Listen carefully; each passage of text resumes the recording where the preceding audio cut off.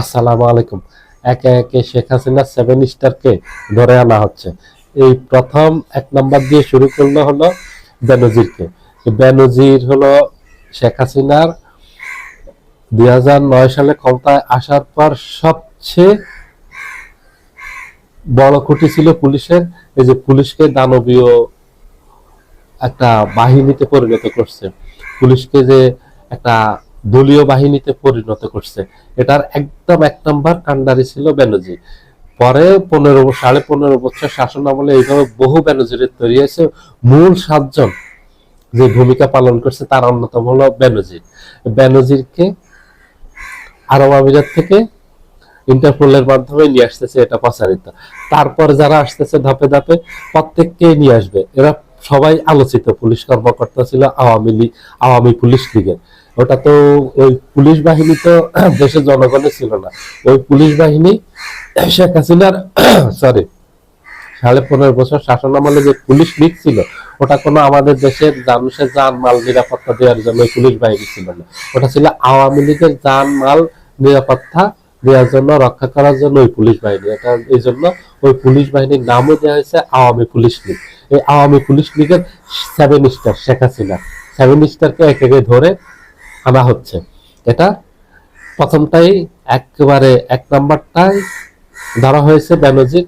2 নম্বরে যে আছে বেনজিরের পর ডিএমপির কমিশনার যে হয়েছে, আপনাদের মনে থাকার কথা, 12 সাল থেকে 15 সাল পর্যন্ত ডিএমপির কমিশনার ছিলেন আসাদুজ্জামান মিয়া।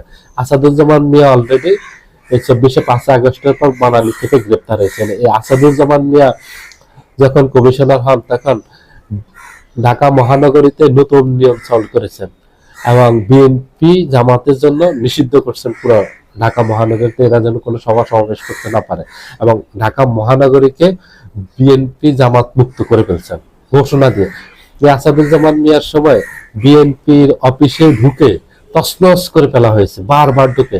আসাদুজ্জামান মিয়া যখন কমিশনার ছিল তখন জামাতের মগবাজারের অফিস সিলগালা করে দেওয়া হয়েছে। আসাদুজ্জামান মিয়া যখন কমিশনার ছিলেন তখন এই আমার দেশ পত্রিকা ভিতর থেকে ঢুকে সন্ত্রাসী কায়দায় মাহমুদুর রহমানকে গ্রেফতার করে নিয়ে আসা হয়েছে সেখানে, এবং শেষ আমার দেশ পত্রিকাকে একদম বন্ধ করে দেওয়া হয়েছে, একেবারে পুরো বন্ধ করে দেওয়া হয়েছে। এই আসাদুজ্জামান মিয়ার বিরুদ্ধে হাজারো অভিযোগ আছে। ঢাকা মহানগরীতে যতগুলো ক্রস ফায়ার হয়েছে এগুলির সাথে আসাদুজ্জামান মিয়া জড়িত।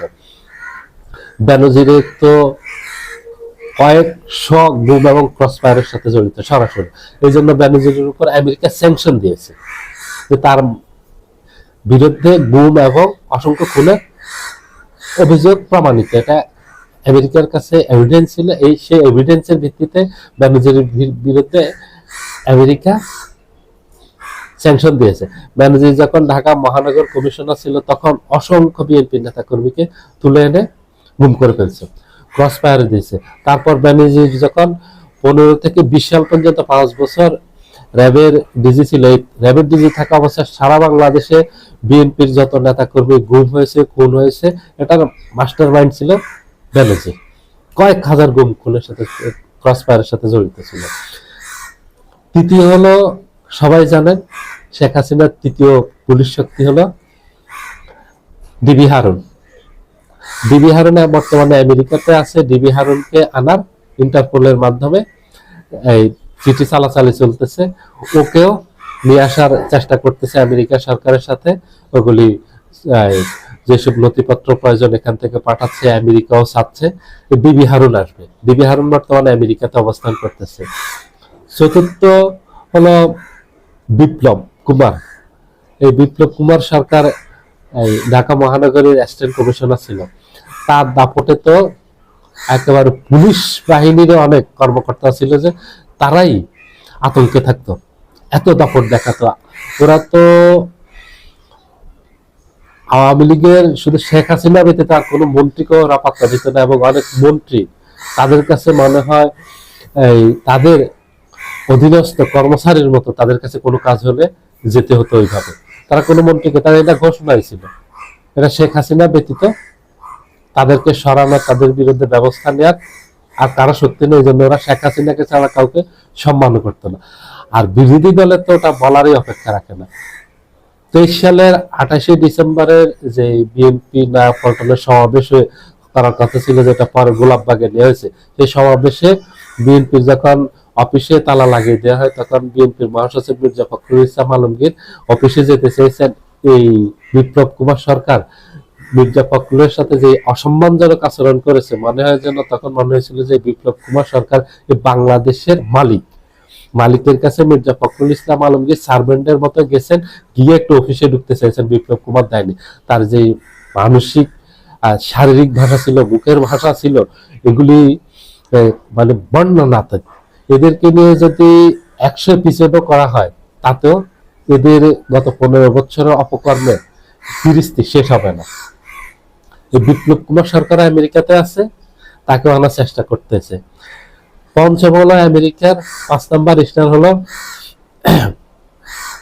এই পুলিশের আরেক বিতর্কিত কর্মকর্তা কৃষ্ণপদ রায়। এই কৃষ্ণপদ রায়কে আনার চেষ্টা করা হচ্ছে। এই কৃষ্ণপদ রায় ভারতে আছে। ভারতের সাথে যেহেতু আমাদের দেশে বন্দি প্রত্যাপন চুক্তি আছে এবং ইন্টারপোলের একটা ভারতীয় ইন্টারপোলের সদস্য, ওই হিসেবে দুইভাবে বাংলাদেশ চাইতে পারে। যেহেতু এদের বিরুদ্ধে সুনির্দিষ্ট অভিযোগ আছে, 5 আগস্টের পর তাদের বিরুদ্ধে অসংখ্য মামলা আছে। মামলার এভিডেন্স পাঠালে ভারত সরকার এদেরকে ফেরত দিতে বাধ্য। সপ্তম হলো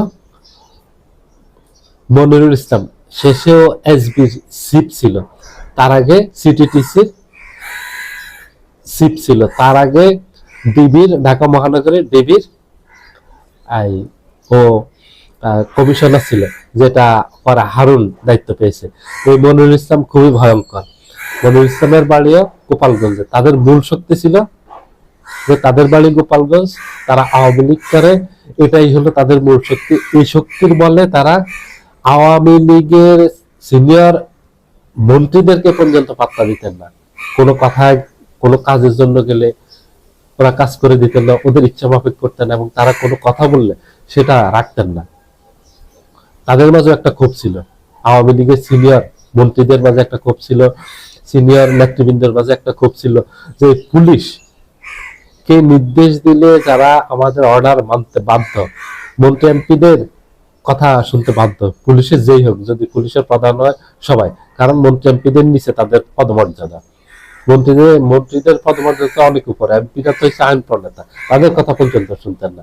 এটার জন্য আওয়ামী লীগের ভিতরে পর্যন্ত অসন্তুষ্ট ছিল। আর গত 15 বছরে বিএনপি, জামাত, বিরোধী দল মত দমনে তো ওদের অপরাধের আর শেষ ছিল না। ওরা মাসের পর মাস বিরোধী দলের নেতা কর্মীদেরকে রিমান্ডে নিত, একটানা রিমান্ডে নিত। বহুজন তো রিমান্ডে মারা গেছে। বহু মানুষকে তো এই রিমান্ডের নামে অত্যাচার করতে করতে একেবারে শেষ করে ফেলছে তাদেরকে। বহু মানুষকে চিরতরে পঙ্গু করে ফেলছে, এবং তাদের হাতে এই যে গুম, খুন, ক্রসফায়ার, এরা সবাই এগুলির সাথে জড়িত। এই শেখ হাসিনার এই 7 স্টারকে বিএনপি ধরছে, ধরে এখন আনতেছে। পরশুদিন সালাউদ্দিন আহমেদ ঘোষণা দিয়েছেন সংসদে যে বেনজির আহমেদকে দুবাইতে গ্রেপ্তার করা হয়েছে, তাকে ইন্টারপোলের মাধ্যমে গ্রেপ্তার করা হয়েছে, গ্রেপ্তার করে বাংলাদেশে আনা হবে কিছুদিনের মধ্যে, প্রসেসিং চলতেছে। তখন এটা আলোচনা আসছে, বেনজির আহমেদ গ্রেপ্তার হয়েছে।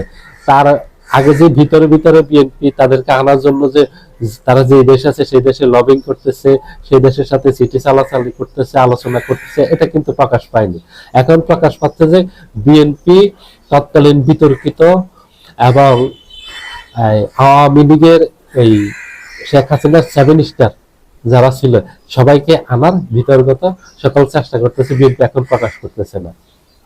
এগুলি এখন বিশ্বস্ত কিছু সোর্স, বিশ্বস্ত কিছু পত্রিকার মাধ্যমে এবং সোর্সের মাধ্যমে জানা যাচ্ছে যে এই শেখ হাসিনার 7 স্টারকে আনার ব্যবস্থা করতেছে বিএনপি, এবং এটাতে অনেকখানি সফল।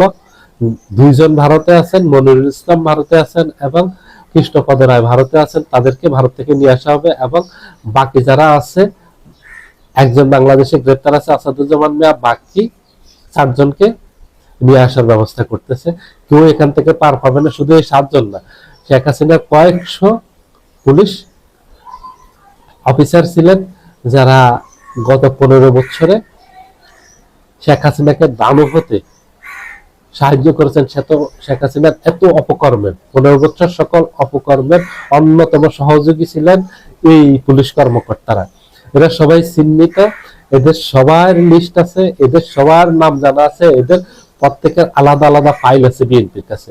গত 15 বছরে বিএনপি কোথায় কোথায় কোন নেতাকে হত্যা করা হয়েছে, ক্রস ফায়ারে দেওয়া হয়েছে, গুম করা হয়েছে, কে কার সাথে জড়িত, এবং কোথায় বিএনপির আন্দোলনের সময়, বিএনপির সভা সমাবেশের সময় বিএনপির অফিসগুলিতে কারা বেশি অ্যাগ্রেসিভ ছিল, আক্রমণাত্মক ছিল, কারা বেশি আক্রমণ করছে, আগ বাড়িয়ে কারা হামলা করেছে বিএনপির নেতা কর্মীদের উপর, বিএনপির নেতা কর্মীদের উপর অতি উৎসাহী হয়ে কারা বেশি গায়েবী মামলা দিয়েছে, কারা বেশি জুলুম করেছে, কারা নাশকতার মামলা দিয়েছে, এইগুলি সব বিএনপির হাতে এই নথিগুলি আছে। বিএনপি কাউকে ছাড় দেবে না, শুধু 7 স্টার নয়, 7 স্টার বাহিরে যারা আছেন সবাইকে গ্রেপ্তার করে আইনের আওতায় আনবে, দেশে আনবে, এবং এদের বেশিরভাগের বিরুদ্ধে মানবতা বিরোধী অপরাধের মামলা আছে, যেগুলি থেকে রেহাই পাওয়ার কোনো সুযোগ নেই।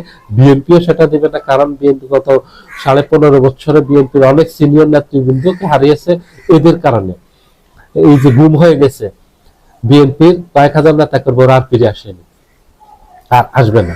ক্রস ফায়ারে দিয়েছে কয়েক হাজার নেতা কর্মী। এই পুলিশের এই কর্মকর্তা, পুলিশ র্যাবের এই কর্মকর্তারা, পুলিশ আর র্যাব ওই একই জিনিস, ওরাই করছে।